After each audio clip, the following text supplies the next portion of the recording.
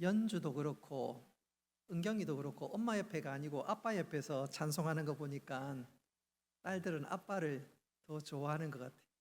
딸 바본지는 모르겠지만 우리 역시 하나님께서도 우리 보고 난 이 바보다, 내가 너를 얼마나 사랑하는데, 아들 예수를 죽기까지 널 사랑하는데, 그거 한번 깊이 깨달으면서 이 예배 멋지게 그리고 온 마음 다해서 예배하는 귀한 시간 될 수 있기를 바랍니다.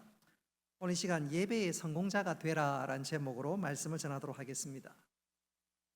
오전 예배 때는 가인과 아벨의 제사를 통해서 우리가 예배를 제대로 드려야 된다는 거 마음 깊이 절감했다면, 또 예배의 중요성을 확인했다면, 이제 오후 시간에는 우리가 어떻게 하면 예배의 성공자가 될 수 있을까, 큰 맥락에서 오늘 이 시간 예배의 성공자가 되라는 제목으로 말씀을 전하도록 하겠습니다.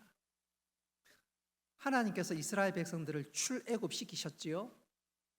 출애굽한 이스라엘 백성들에게 하나님께서 가장 그들에게 심기 원하시는 것은 나는 누군가, 나는 누군가, 소위 이스라엘 백성들의 정체성이었습니다.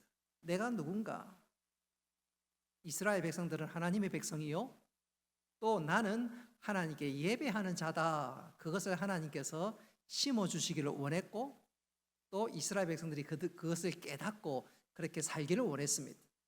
그래서 창세기 이후에 출애굽하는 역사가 자세하게 담겨져 있는 출애굽기, 또 레위기, 민수기를 쭉 읽어가 보면 출애굽기의 주제가 이스라엘 백성들을 하나님께서 제사장 나라 삼으셨다, 바로 그것입니다. 그리고 이어지는 레위기에서는 제사장 나라 된 이스라엘 백성들은 하나님 앞에 예배하는 것이 중요하다는 의미에서 레위기는 예배에 관한 말씀이 쭉 소개됩니다. 성소, 성막, 제사에 대해서 쭉 소개한다, 그 말입니다. 그래서 하나님께서 이스라엘 백성들에게 기대하고 또 그들이 정말로 깨닫기를 원하는 것은 내가 예배자로 살아가야 할 것, 또 하나님과 관계 맺으면서 살아가야 할 것을 계속해서 심겨주기를 원했습니다. 그런데 문제는 그렇게 예배자로 살아가는 이스라엘 백성들이 하나님 앞에 예배를 드릴 때 때때로 하나님께서 그 예배를 받지 않으신다는 것입니다.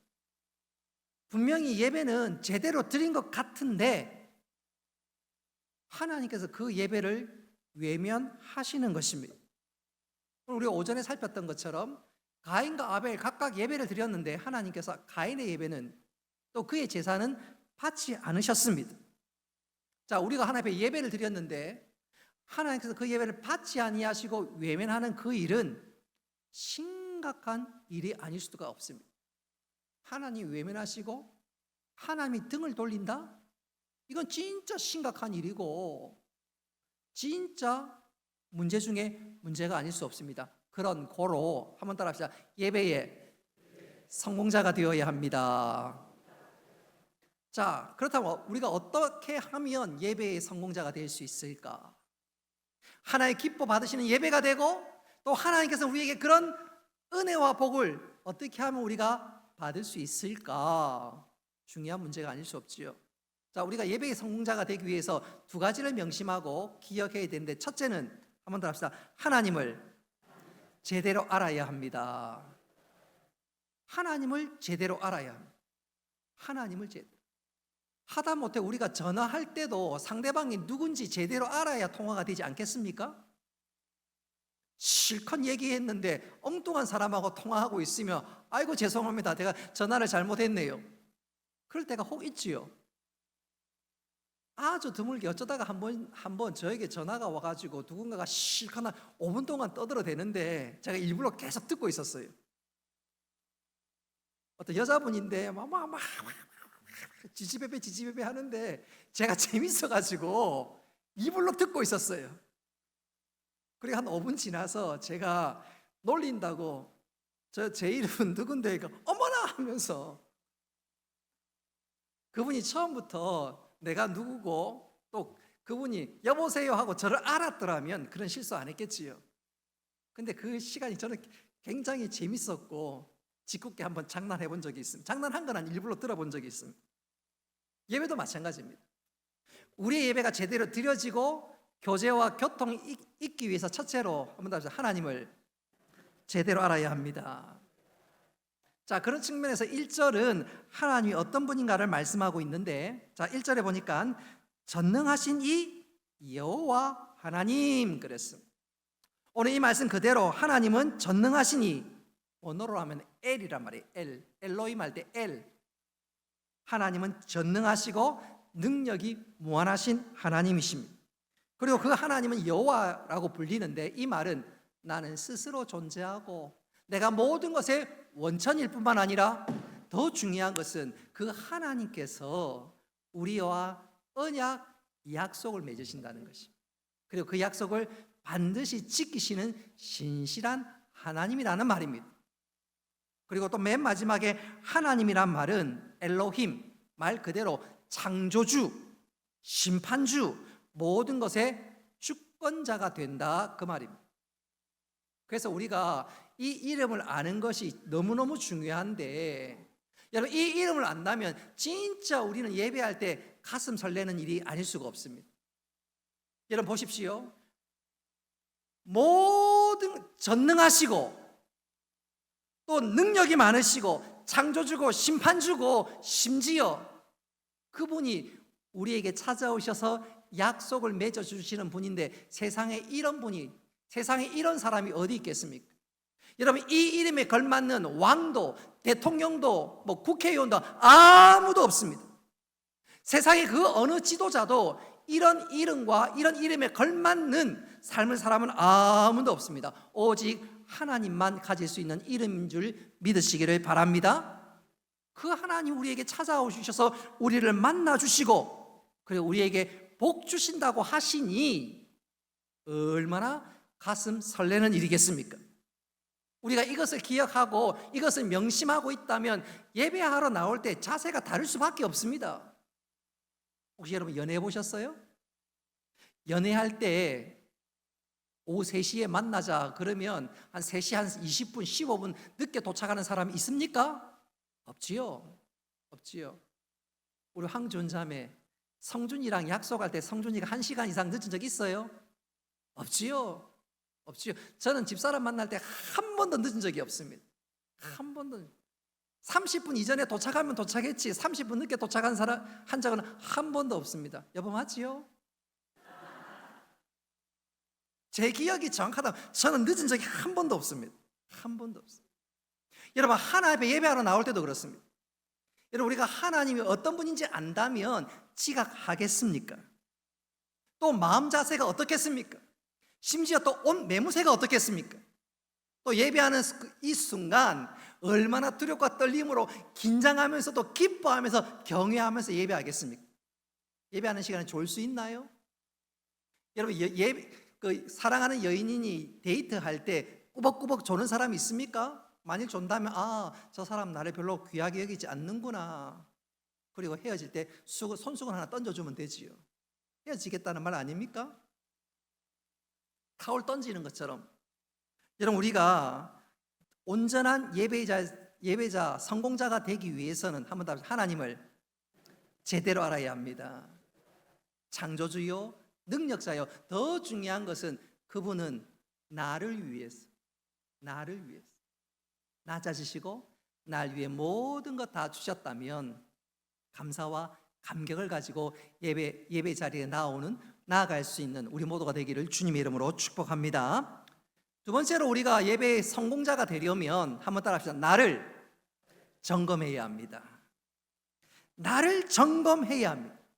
오늘 제가 이 부분을 좀 강조하고 싶은데요. 자, 2절에 보니까 이런 말씀이 나옵니다. 하나님이 빛을 비추셨도다. 이 말은 하나님의 임재를 의미하는 말입니다. 자, 그렇다면 하나님께서 지금 왜 임재하고 있느냐? 이유는 분명하지요. 하나님께서 우리 예배를 받으시기 위해서 우리에게 찾아오신다는 말입니다. 그리고 그 임재는 하나님께서 우리에게 기대하고 요구하고 있는 것이 무엇인지 오늘 본문에 소상하고 상세하게 기록되어 있습니다. 그래서 오늘 예배와 관련해서 제일 먼저 등장하는 장면이 오늘 1절에 나와 있는데, 오늘 1절 말씀을 보면 하나님께서 예배하는 데 있어서 우리를 부르시는 장면을 마치 영화나 드라마에서 예배하는 장면을 어떻게 소개하고 있냐면 바로 재판하는 장면, 재판하는 광경, 바로 그것입니다. 그도 그럴 것이 오늘 1절에 보시면 말씀하사 그랬습니다. 여기서 말씀하사는 말 그대로 부르신다는 말입니다. 어디로요? 법정으로 부른다는 말이 바로 이 말씀하사입니다. 이것이 4절엔 더 구체적으로 드러나는데 4절에 보면 하나님이 자기 백성을 뭐 한다고요? 판결하시려고 그랬어요. 그리고 5절에 보니까 또한 분명하게 소개하기를 나의 성도들 내 앞에 모으라 그랬어요. 오늘 하나님께서 예배하는 우리를 어디로? 영적인 재판장으로 부르시면서 우리로 하여금 얘들아 너희들이 반드시 예배할 때 점검해야 할 것이 있단다 말씀하고 있습니다.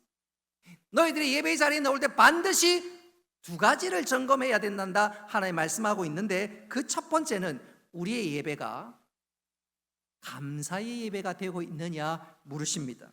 8절부터 13절까지 말씀이 바로 그것을 담고 있는데 조금 길더라도 우리 8절부터 13절까지 말씀 같이 한번 읽어보도록 하겠습니다. 시작.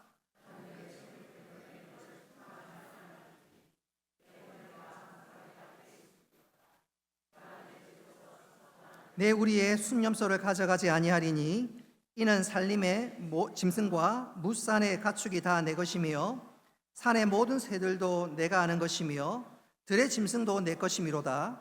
내가 가령 줄여도 내게 이르지 아니할 세계와 거기에 충만한 것이 내 것이미로다.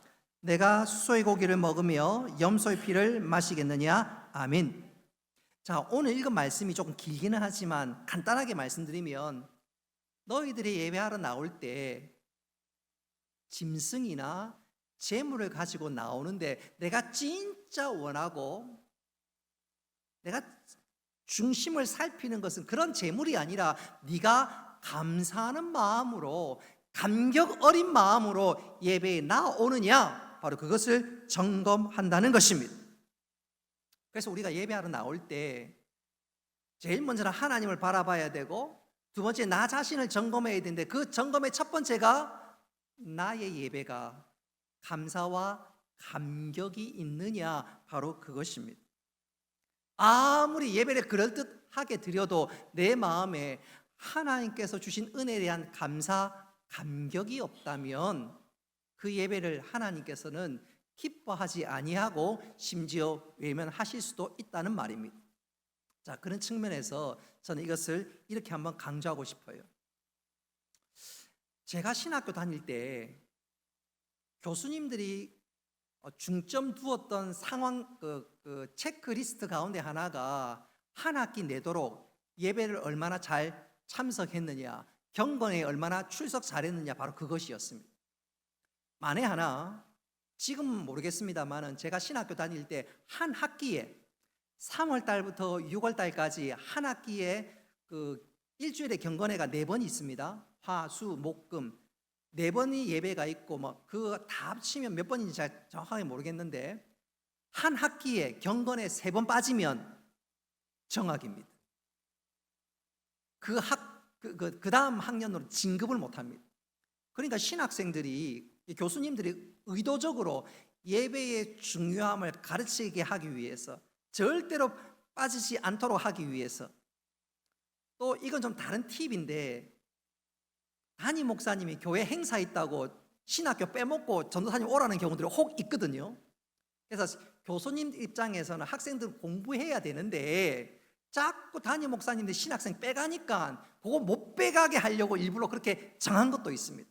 어쨌든 한 학기에 3번 결석하면 그 학년은 무조건 유급입니다.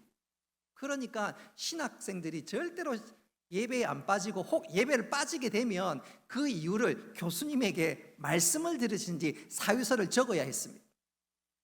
그런 가운데 신학생 하나가 몸이 너무너무 아파가지고 교수님에게 찾아갔습니다. 교수님, 내가 몸이 너무너무 아파가지고 오늘 예배를 못 드리겠습니다. 양해해 주시기 바랍니다 하고 돌아서려는데 그 교수님이 하시는 말씀이, 학생, 우리 학교가 어떻게 세워졌는지 아나? 우리 학교의 선배들이 어떤 사람인지 아나? 우리 학교 선배님들은 일제시대 때 신사참배를 하지 않고 진짜 죽으면 죽으리라 하고 신앙의 절개를 지킨 사람이었다네. 지금 학생이 진짜 아파 죽을 것 같으면 죽어라. 진짜 일사각오의 정신을 가지고 한번 예배해봐라. 하나님께서 분명히 또 다른 은혜를 주실 것이다. 신학생이 아파 죽을 것 같은데 오늘 예배는 도무지 참석 못할 것 같아서 교수님에게 찾아왔는데 교수님에게 그냥 망치를 한 대 얻어맞은 것이지. 그래서 그 학생이 진짜 죽을 각오하고 순교 각오하고 예배 들어갔는데 이게 웬일입니까? 신학교 다니는 가운데 자기가 드렸던 예배 가운데 가장 은혜로운 예배가 된 줄 믿으시기를 바랍니다. 그리고 난 이후에 예배를 생명처럼 여기고 예배를 정말로 소중하게 여기고, 여러분 그 사람이 지금 여러분 앞에 앉아 서 있잖아요.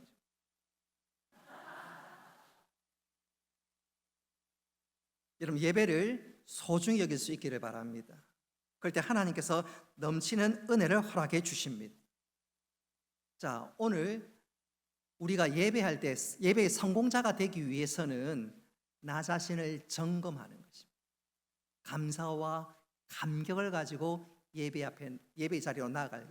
그럴 때 하나님께서 우리 예배를 받으시고 우리에게 은혜 주시는 줄 믿으시기를 바랍니다. 두 번째로 예배에 점검해야 될 것, 우리 자신을 점검해야 될 두 번째 체크리스트가 있다면 그것은 바로 나의 삶이 예배인가, 바로 그것입니다. 여러분 구약 성경에서 자주 언급되는 중요한 그 체크리스트 가운데 하나가 바로 이 부분입니다. 하나님께서는 계속해서 이스라엘 백성들에게 선지자를 보냅니다. 선지자를 보내는 이유가 딴 게 없습니다. 나에게로 돌아와라. 너희들이 참된 예배를 드렸으면 좋겠다. 대표적인 선지자를 꼽으라면 이사야 선지자입니다. 여러분 이사야 선지자는 주전 8세기에 사역했던 선지자로서 주로 북이스라엘에서 사역했던 선지자입니다. 또 그들을 향해서 책망했던 선지자이기도 합니다. 물론 남유다에서도 사역을 했지만 특히 북이스라엘에서 많은 책망을 가했지요. 그때 이사야 선지자가 했던 말이, 하나님께서는 삶이 따르지 않는 예배를 하나님 기뻐하지 아니하신다, 아니 미워하신다. 겉으로는 번지르르한 예배고 모든 형식은 다 갖췄을지 몰라도 그 예배에 감사와 감격이 없다면 하나님 그 예배를 외면하신다. 하나님은 이사야 선지자를 통해서 북이스라엘을 엄하게 책망하셨습니다. 뿐만 아니라 그 전에 아모스 선지자도 마찬가지였습니다. 여러분 이 아모스 선지자 역시 주전 8세기의 선지자였으나 그는 이사야보다 한 50년 전에 사역했던 선지자였습니다. 그 역시 똑같은 맥락을 가지고 북이스라엘 그들을 향해서 책망하는데, 자 우리 성경 한번 읽어보겠습니다. 아모스 5장 21절로 24절 말씀 같이 한번 읽어보겠습니다. 시작.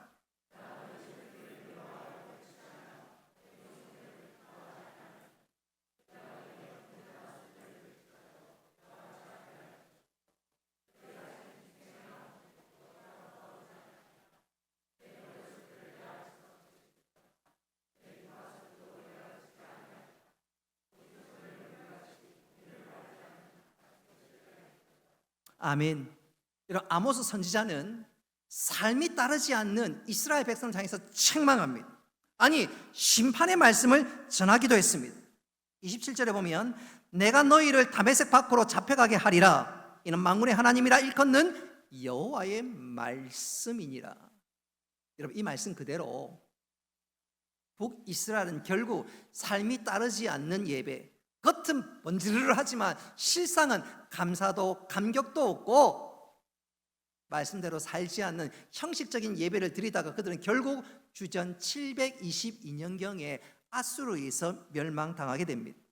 자, 그러니까 하나님께서 우리에게 진짜 기대하는 것은 예배 자리에서는 감사와 감격이 있는 예배요, 예배 마치고 돌아갔을 때는 그 예배의 감사와 감격을 가지고 삶이 있는 예배가 되어야 된다, 바로 그것입니다.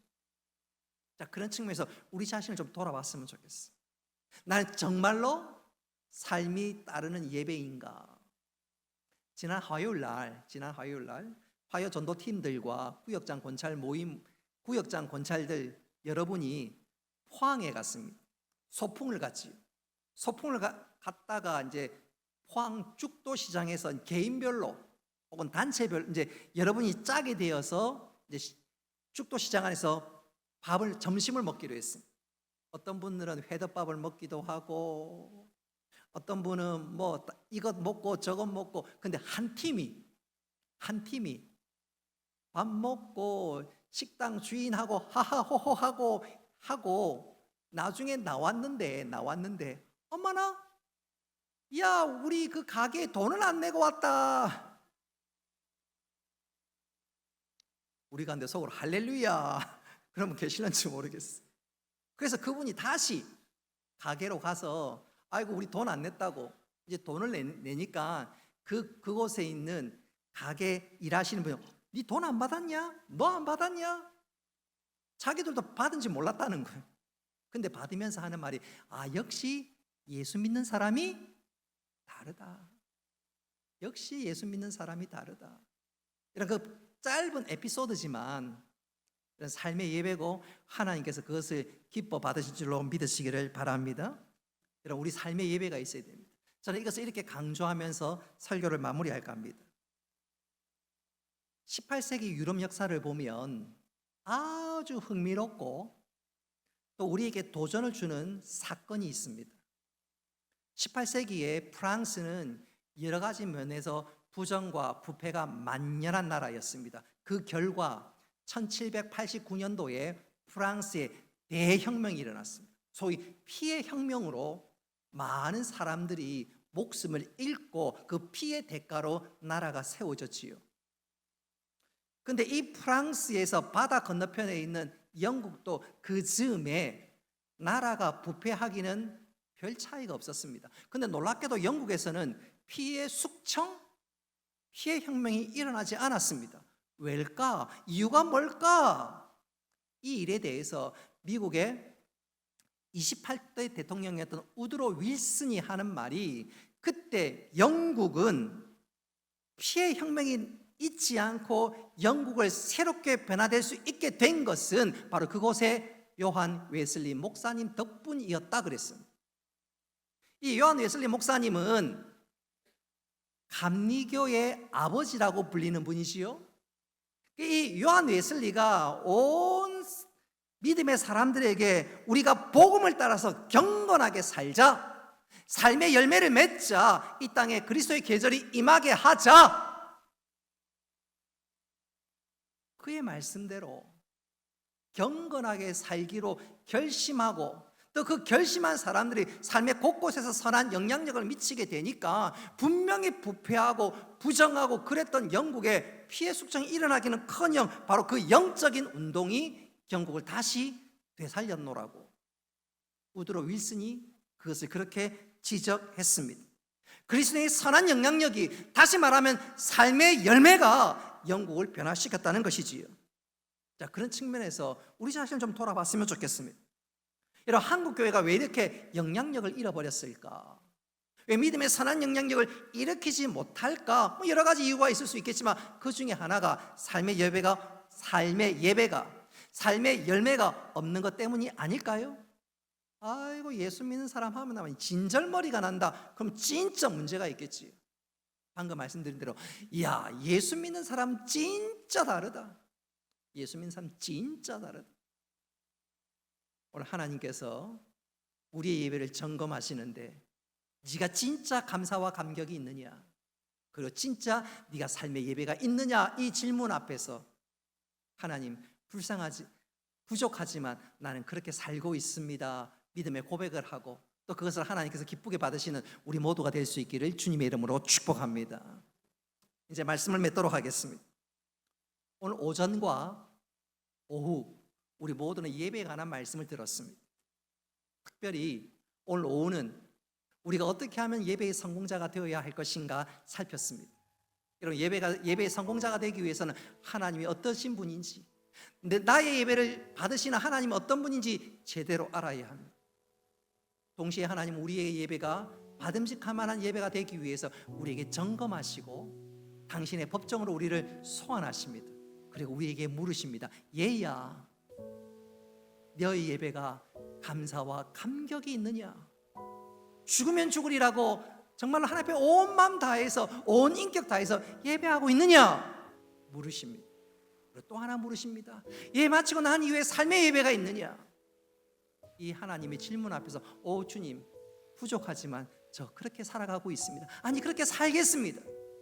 이 분명한 고백으로 예배의 성공자가 되고, 또 이 예배를 통해서 우리 삶의 현장에서 믿음의 선한 영향력을 발휘하는 우리 모두가 될 수 있기를 주님의 이름으로 축복합니다.